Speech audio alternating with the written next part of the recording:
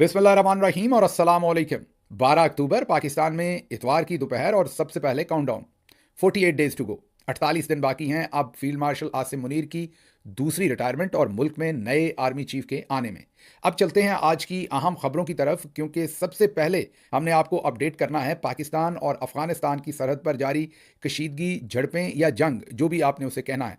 क्योंकि कल रात गए अफगानिस्तान ने अचानक, जो अफगान फोर्सेज हैं उन्होंने पाकिस्तान के सरहदी इलाकों और फौजी चेक पोस्ट के ऊपर हमला कर दिया। वापस पाकिस्तान ने भी भरपूर जवाब दिया है। इस सारे मामले से आपको अपडेट करेंगे, लेकिन उससे पहले याद करवा दें कि अगर आपने अभी तक इस चैनल को सब्सक्राइब नहीं किया ज़रूर कीजिए, ताकि आप हमारी आवाज़ को मजबूत कर सकें और ये दूर तक पहुंचे।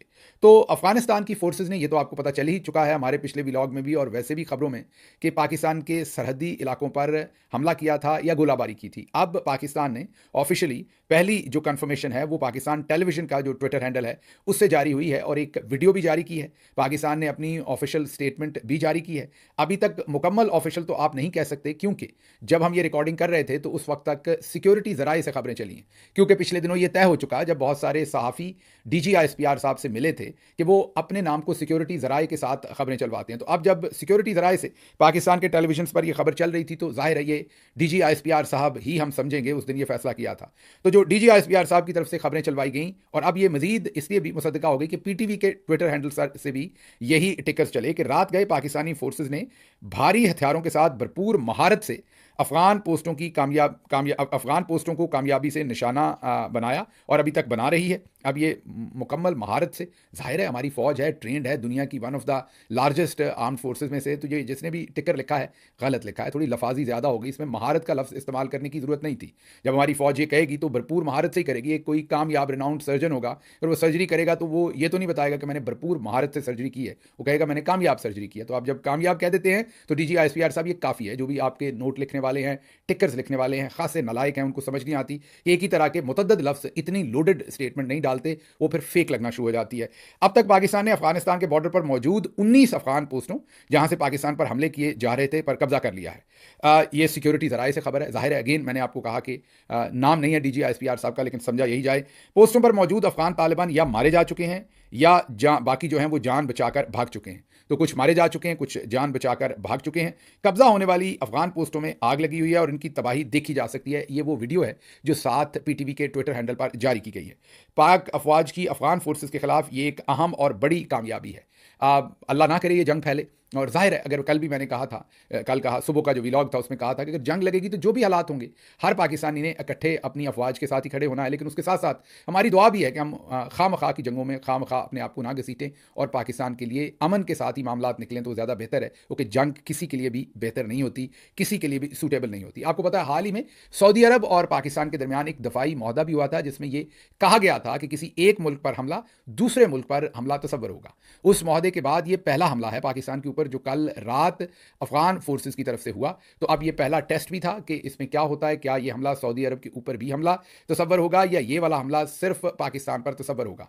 तो पहला ऑफिशियल स्टेटमेंट जो है वो सऊदी अरब ने जारी किया है। सऊदी वजारत खारजा की तरफ से उन्होंने तशवीश का इजहार किया है। फिलहाल सिर्फ इतनी स्टेटमेंट आई है कि दोनों मुल्कों, उन्होंने अफगानिस्तान का नाम भी लिखा है, पाकिस्तान का भी लिखा है इस स्टेटमेंट के अंदर, और उन्होंने कहा कि उन्हें गहरी तशवीश है कि दोनों जो मुल्क हैं, नेबरिंग कंट्री हैं, मीन अफगानिस्तान और पाकिस्तान एक दूसरे से नेबरिंग कंट्री हैं, इनके दरमियान ये जो कशीदगी है इस पर उन्हें गहरी तशवीश है। तो फिलहाल सिर्फ तशवीश सऊदी अरब ने कही है। उन्होंने कोई साइड पिक नहीं की फिलहाल, या उस पर उन्होंने कोई रद्द अमल नहीं दिया, या ये नहीं कहा कि ये हमला जो है अफगानिस्तान की तरफ से सऊदी अरब पर भी तस्लीम होगा या कंसिडर किया जाएगा। ये अभी इसमें क्लैरिटी नहीं, लेकिन बहरहाल ये भी एक अच्छी बात है, सताइश करनी चाहिए कि उन्होंने एक्नॉलेज किया है और वो चाहते हैं कि ये मामला डिफ्यूज़ हो, ये मामला इससे आगे ना जाए। कोई भी इस्लामी मुल्क या कोई भी हमारा खैर ख्वाह मेरे ख्याल में यही चाहेगा कि ये जंग ना हो। हम भी यही चाहते हैं कि ये जंग ना हो। ये तशवीशनाक सूरत हाल है। बहरहाल ये तो अब आपके सामने खबर आई गई है कि 19 पोस्टों पर पाकिस्तान कह रहा है कि हमने कब्जा कर लिया है। उसके साथ साथ पाकिस्तानी सिक्योरिटी ज़राए से ये भी खबरें टेलीविज़न पर चलवाई गई हैं कि अफगानिस्तान ने जंग बंदी की ख्वाहिश का इजहार किया है, जो पाकिस्तान ने मुस्तरद कर दी है। अभी तक अफगानिस्तान का इसके ऊपर क्या पॉइंट ऑफ व्यू है वो आना बाकी है। पाकिस्तान के सिक्योरिटी ज़रा ये कह रहे हैं कि अफगानिस्तान ने कहा है कि जंग बंदी की जाए, और पाकिस्तान ने ये जंग बंदी की जो रिक्वेस्ट है इसको मुस्तरद कर दिया है और कहा है कि शुरू अफगानिस्तान ने किया है, आखिरी और यादगार सबक जो है वो पाकिस्तान देगा। सिक्योरिटी ज़राए से ये खबरें भी पाकिस्तान के टेलीविजन के ऊपर चलाई गई हैं। बहरहाल इसके ऊपर हम आपको अपडेट देते रहेंगे, जो भी सूरत हाल होगी आने वाले वक्त में, जो जैसे जैसे ये चीज़ डेवलप होगी, क्योंकि डेवलप तो इसने होना है। मैंने आपको कहा था कि बाकी मानदा दिन मुश्किल से गुजरेंगे पाकिस्तान के लिए, पाकिस्तान की आवाम के लिए, फील्ड मार्शल के लिए, निज़ाम के लिए और इस खित्ते के लिए, और वो सब कुछ आपके सामने शुरू हो चुका हुआ है। देखते हैं कि ये मामला किधर जाता है। सिर्फ हम नहीं, ये एक ज़रा ट्वीट देखिए, डिलीट हो गया बाद में। ये मरीम नवाज़ के बहुत ही करीब हैं ये शख्सियत, रज़ी दादा, गटर दादा भी इन्हें कहते हैं, बहुत गलीज़ ज़ुबान इस्तेमाल करते हैं दूसरों के लिए, लेकिन वो तो समझ आता है मरीम के करीब हैं तो ऐसा तो होगा। लेकिन बहरहाल इन्होंने एक ट्वीट किया कि जब इतनी इस तरह के एहतजाज और ये सारी लॉलेसनेस और सारा कॉन्फ्लिक्ट का एक माहौल पूरे मुल्क में खड़ा हो जाए, तो उस वक्त तो किसी ना किसी की रिटायरमेंट आ रही होती है और उसमें एक्सटेंशन चाहिए होती है। ये इन्होंने ट्वीट किया था, लेकिन फिर फ़ौरन ही इसे डिलीट कर दिया। अब आप ये समझ सकते हैं कि नून लीग क्या सोचती है, क्योंकि रज़ी दादा ने ये ट्वीट ज़ाहिर है बगैर नून लीग की कंसल्टेशन के नहीं लिखी। तो जो हम आपको बता रहे हैं कि अगले दिन जो है वो मुश्किल है पूरे सिस्टम के लिए, तो इससे आप समझिए कि नून लीग के जो अंदरूनी मामलात हैं वो भी एक्सटेंशन में बहुत फ़िक्रमंद हैं, लेकिन फील्ड मार्शल हर सूरत एक्सटेंशन लेना चाहते हैं, उसके लिए उन्हें भले कुछ भी झोंकना पड़ जाए। दूसरी तरफ आते हैं सुहेल अफरीदी, वज़ीर आला खैबर पख्तूनख्वा, उनका इलेक्शन हो रहा है कल। वो हमारा ख्याल तो है कि इंशाल्लाह दोपहर तक वो चीफ मिनिस्टर बन जाएंगे पीर वाले दिन, और बनना भी चाहिए क्योंकि पूरी असम्बली जो है वो उनके पीछे खड़ी है। जो पाकिस्तान तहरीक इंसाफ के मेंबर्स हैं वो उन्हें वोट देना चाहते हैं। इस सिलसिले में पाकिस्तान तहरीक इंसाफ का एक वफ्द जमीयत उलमा इस्लाम के सूबाई रहनुमा सेनेटर मौलाना अताउल हक दरवेश और पीटीआई के ज़ाहिर है जो सूबाई सदर जुनेद अकबर है, उनकी मुलाकात हुई। एक वफ्द पीटीआई की तरफ से वहाँ गया, उनसे वोट मांगा। उन्होंने कहा कि हम पीटीआई के कायदीन को खुशामदीद कहते हैं, आइंदा की हुकूमत सादी के लिए जिरगा ये लेकर आए हैं, हम सूबे को इकट्ठे करने आए हैं। जुनेद अकबर ने कहा ख्वाहिश है कि JUI हमें सुहेल अफरीदी के इंतखाब में सपोर्ट करें। पेशावर से NP PTI से भी रब्ता हुआ है और PTIP से भी रब्ता हुआ है। पेशावर बाचा खान मरकज़ भी जाऊंगा, जुनेद अकबर ने कहा है। मतलब वो ये चाहते हैं, असल में जो मुझे सूरत हाल समझ आ रही है वो ये चाहते हैं कि इस वक्त जो ANP भी उनका साथ दे, JUI फे भी दे। जुनेद अकबर का ख्याल ये कि सूबा हालत जंग में है तकरीबन, और तमाम पार्टीज़ को इकट्ठे होकर सुहेल अफरीदी के पीछे खड़ा होना चाहिए। भरपूर और मुस्बत सियासी मूव है, मैं ये कहूँगा अच्छा काम किया जुनेद अकबर साहब ने और पूरी पार्टी के माहिदीन ने। हमारी भी इसमें भरपूर सपोर्ट और सताइश है, सबको शामिल करना चाहिए और सुहेल अफरीदी को मुतफ़िका उम्मीदवार के तौर पर अगर जितवाएं तो और भी अच्छा होगा, और एक वाज़े और करारा जवाब होगा DG ISPR साहब को, जो पाकिस्तान तहरीक इंसाफ के खिलाफ एक मनफी प्रोपेगेंडा करने आए और ऐसे लगे कि जैसे अता तारड़ बोल रहे हैं। बिल्कुल नहीं लग रहा था कि DG ISPR बोल रहे हैं। जिस तरह की ज़ुबान, अंदाज, अल्फाज, डोमिनर ने वो सब कुछ इस्तेमाल किया गया, बहुत ही अफसोसनाक। उन्होंने अपने ऑफिस को, अपने ऑफिस की जो एक आप कहिए कि उसका इंप्रेशन है, उसको बहुत ज़्यादा नुकसान पहुंचाया। बहुत ही लीथल किस्म की प्रेस कॉन्फ्रेंस थी, नॉट फॉर PTIR जिस पर्पज़ के लिए की गई,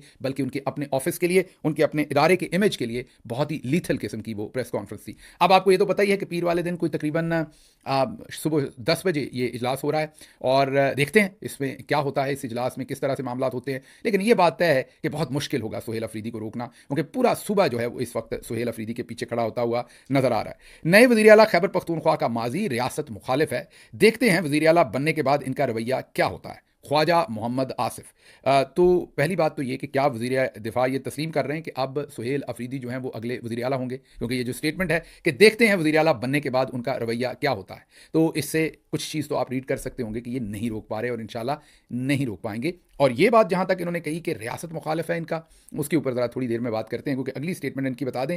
इमरान खान ने नया वज़ीर आला नामज़द करके ब्लैकमेलिंग की कोशिश की है, इन्हें इसका जवाब दिया जाएगा। भाई दे लें, और आपने हमें क्या IG और सिपाही जी से नीचे आपने हमें कहाँ लेके जाना है? इमरान खान के साथ आप इससे ज़्यादा और आगे क्या कर लेंगे? What we have to lose, like हमारे पास आपने छोड़ा क्या है जो हमने लूज़ करना है? तो आप ये भी शौक़ पूरा करें अब, और जो करना है ना आपने ज़रूर कीजिए। मतलब हर तरह का शौक़ हम सब के साथ आप ज़रूर पूरा करें, ताकि कोई आपके दिल में ये ना रह जाए कि ये करना था हमने नहीं किया।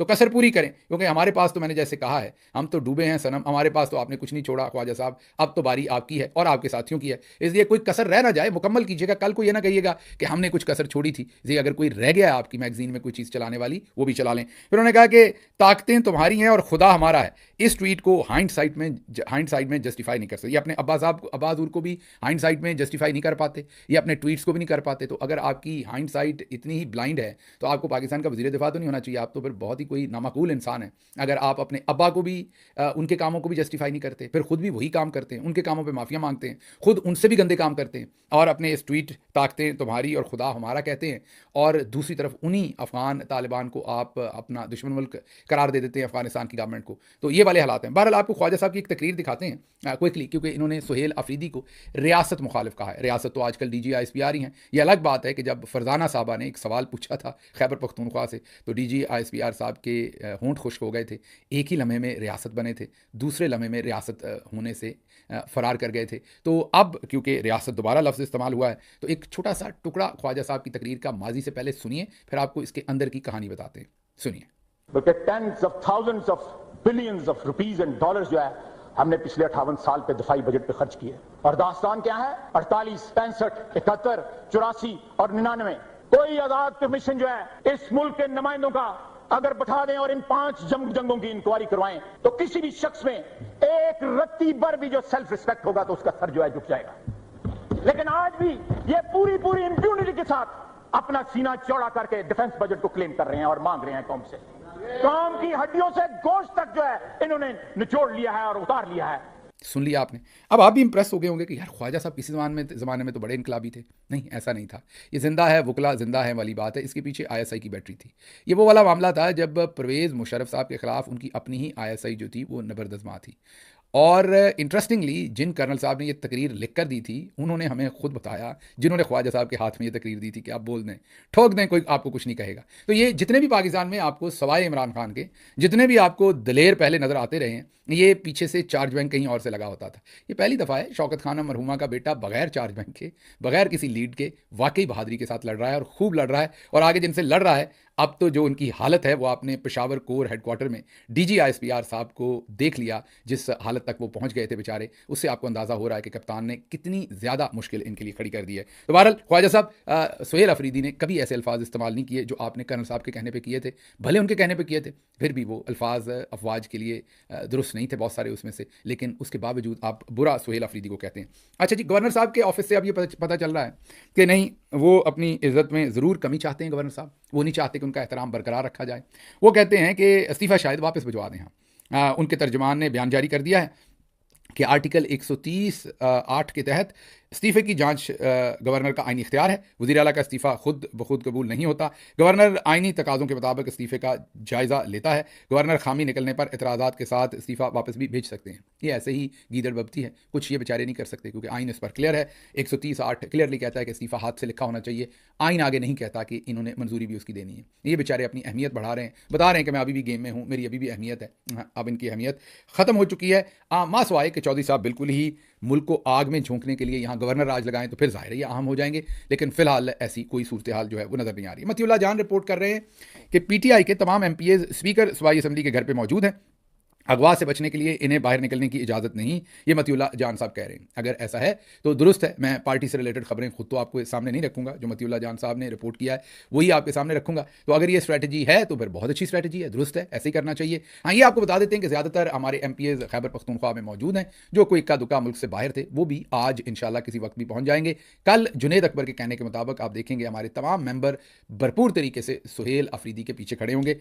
मुझे पूरी तवक्को है आगे जो भी होगा वो आपके सामने रखेंगे। अच्छा जी, मैंने आपको एक दिन पहले भी कहा था कि राणा सनाउल्लाह जो है वो पिछले दिनों हमें भी गलतफहमी हुई थी कि उनमें कोई सियासियात बाकी है, लेकिन फिर उन्होंने पै दर पै जो सियासी तौर पर गंदे काम किए उससे उन्होंने ये बताया कि नहीं, सस्ते किस्म के सियासी अदाकार ही हैं वो, माजरत के साथ। और जब कमज़ोर होते हैं तो तब वो बड़ी समझदारी की बातें करते हैं, जैसे ही थोड़ी सी उनको पोजीशन अपनी मजबूत लगती फिर गले को पड़ते हैं।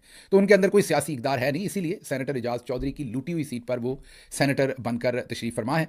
और अब उन्होंने स्टेटमेंट दी है कि PTI के 8 से 10 लोग राब्ते में। अच्छा जी, राब्ते में रह लें आप राणा साहब अब कर लीजिएगा जो कुछ आप कर सकते हुए खैबर पख्तूनख्वा में, क्योंकि हम तो चाहते हैं कि आप ये करें। आपको ये वाज़ेह बता दें कि इमरान खान को परवाह नहीं है हुकूमतों की, इमरान खान अपने नज़रिए पे खड़ा होगा। आप हुकूमत बना लें अगर आप बना सकते हैं तो। हम फिर भी किसी सूरत कोलैटरल डैमेज को सपोर्ट नहीं करेंगे। पाकिस्तान तहरीक इंसाफ जो है वो मासूम लोगों का जो खून बहता है उसे किसी सूरत इंडोर्स नहीं करती। उसकी बजाय हमारी गवर्नमेंट रहती है या नहीं रहती, इसकी हमें परवाह नहीं। आगे ज़रा अगली क्विक खबर आपको दे दें कि जनरल फैज़ हमीद केस में साबिक chief justice Saqib Nisar, general Bajwa समेत 3 साबिक DG ISI, general retired Zaheerul Islam, general retired Shuja Pasha, Imran Khan साबिक वज़ीर आज़म समेत 2 साबिक वज़राए आज़म, 2 हाज़िर सर्विस वज़राए आला नामवर कानूनी माहरीन बतौर गवाह तलब होंगे। इसके लिए मुलजिम और इनके वकील की गवाहान से मुलाकात लाजमी है। ये फ़हद शहबाज दुनिया टीवी के लिए काम करते हैं, अच्छे जर्नलिस्ट हैं, अच्छी खबरें लाते हैं, लेकिन बात कई दफ़ा बड़ी गुमगू करते हैं, वो एक अलग बात है, लेकिन खबरें अच्छी लाते हैं। तो फ़हद शहबाज की ये खबर है और वो बता रहे हैं कि साबिक चीफ जस्टिस भी होंगे और 3 साबिक डीजी आईएसआई जिनके हमने आपको नाम बताएं, एक आर्मी चीफ जनरल बाजवा, साबिक 2 वज़राए आज़म इमरान खान समेत और फिर 2 वज़राए आला जो हैं इनको गवाह के तौर पर जो जनरल फैज़ हमीद साहब हैं उनके केस में तलब किया गया। अच्छा, मैं पहले भी आपको मैंने ये बताया था कि इस केस के ऊपर फैज़ हमीद साहब के साथ जो हो रहा है वो ज़्यादती हो रही है, जिस तरीके से उन्हें निशाना बनाया जा रहा है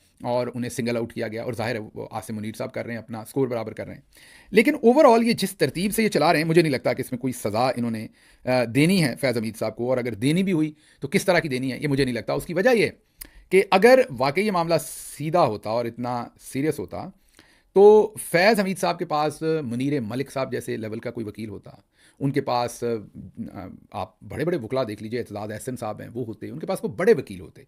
अमूमी तौर पर तासर है कि जो उनके वकील हैं वो आईएसआई की बहुत सस्ते लेवल की टाउटगिरी करते हैं जो फैज़ हमीद साहब के वकील हैं। अब एक साबिक डीजी आईएसआई हैं, कोई सूबेदार तो नहीं है वो ना, या नायब सूबेदार थोड़ी हैं वो, कि उनका कोर्ट मार्शल हो रहा है तो जिस लेवल के उन्होंने वो वकील साहब वो नज़र आता है तो उससे साफ ज़ाहिर आता है कि अगर आईएसआई ही उनके खिलाफ ट्रायल कर रही है या मिलिट्री कोर्ट मार्शल हो रहा है, और उन्हीं के जिनके बारे में तासर है कि वो उनके बहुत ही हल्के लेवल के टाउट हैं, वो हल्के लेवल के मैं कह रहा हूँ क्योंकि मुझे एक साबिक सेक्टर कमांडर साहब की साबिक सेक्टर कमांडर हैं, किसी बड़े सेक्टर के वो कमांडर थे आईएसआई के, उनकी परसों फ़ोन कॉल आई, रिटायर्ड हो चुके हैं बहुत मुद्दत के, तो उन्होंने कहा उन्हीं वकील साहब के कि ये तो छोटी मोटी वजीफ़े पर हमारे साथ काम किया करते थे।